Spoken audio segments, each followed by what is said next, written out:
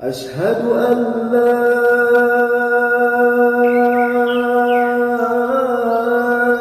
إله إلا الله.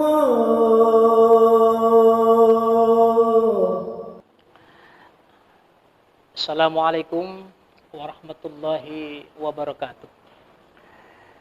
Innal hamdalillah wassalatu wassalamu ala Rasulillah amma ba'du.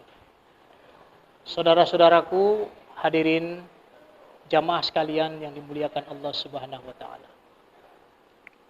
Mari sama-sama kita memuji Allah atas nikmat yang diberikan kepada kita, seraya tidak bosan-bosan kita untuk menyampaikan ucapan pujian kepadanya. Rasa syukur yang mendalam dengan senantiasa berucap alhamdulillah atas segala nikmat yang diberikan kepada kita.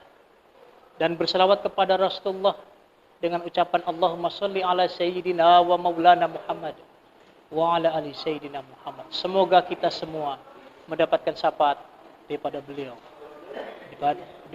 di hari kemudian. Amin ya rabbal alamin. Hadirin sekalian yang dimuliakan Allah Subhanahu wa taala.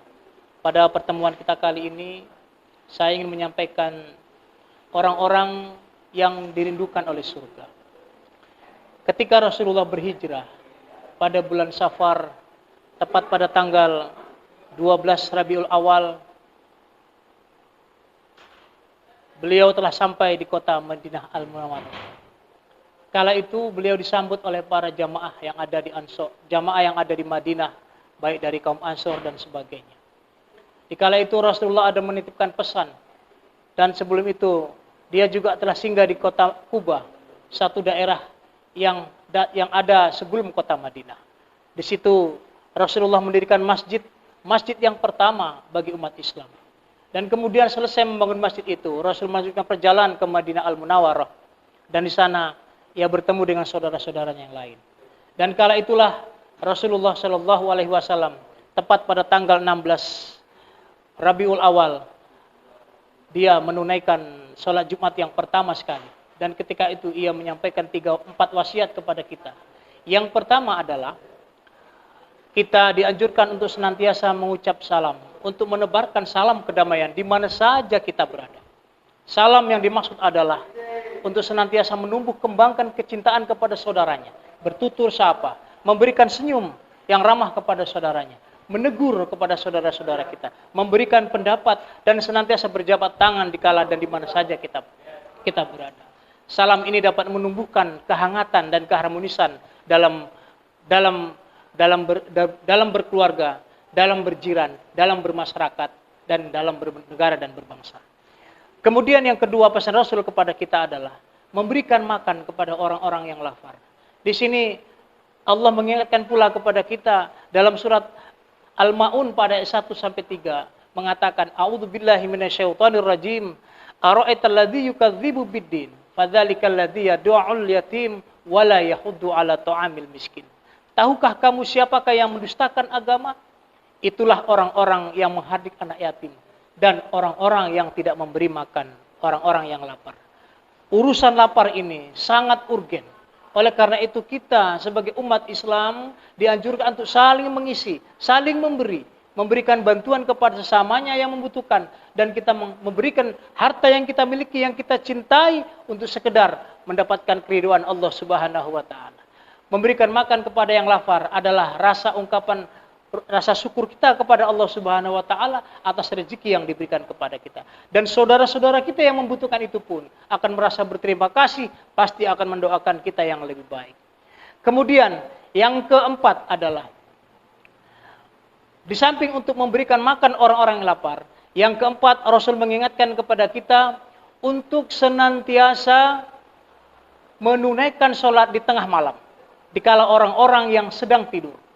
Saudara-saudaraku hadirin jamaah sekalian yang dimuliakan Allah Subhanahu wa taala. Salat di tengah malam merupakan ungkapan rasa keprihatinan kita, rasa kesungguhan kita kepada Allah Subhanahu wa taala untuk menciptakan rasa kehusukan agar supaya segala permintaan yang kita harapkan kepada Allah itu akan diijabah.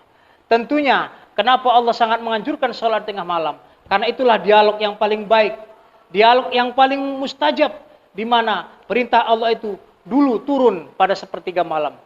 Nah, sampai sekarang pun Allah senantiasa memerintahkan kepada para malaikatnya untuk turun ke bumi, melihat siapa saja hamba-hamba Allah yang meminta kepadanya.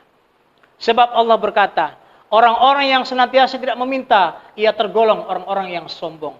Ingatlah, sesungguhnya Allah tidak menyukai orang-orang yang sombong.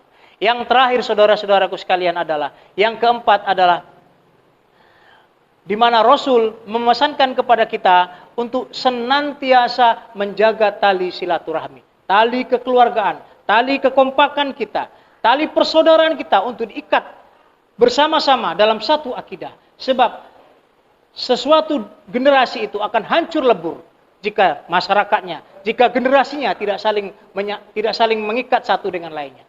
Diikat dalam satu akidah, diikat dalam satu keyakinan, diikat dalam satu prinsip yang kuat dengan dasar agama Allah Subhanahu wa taala.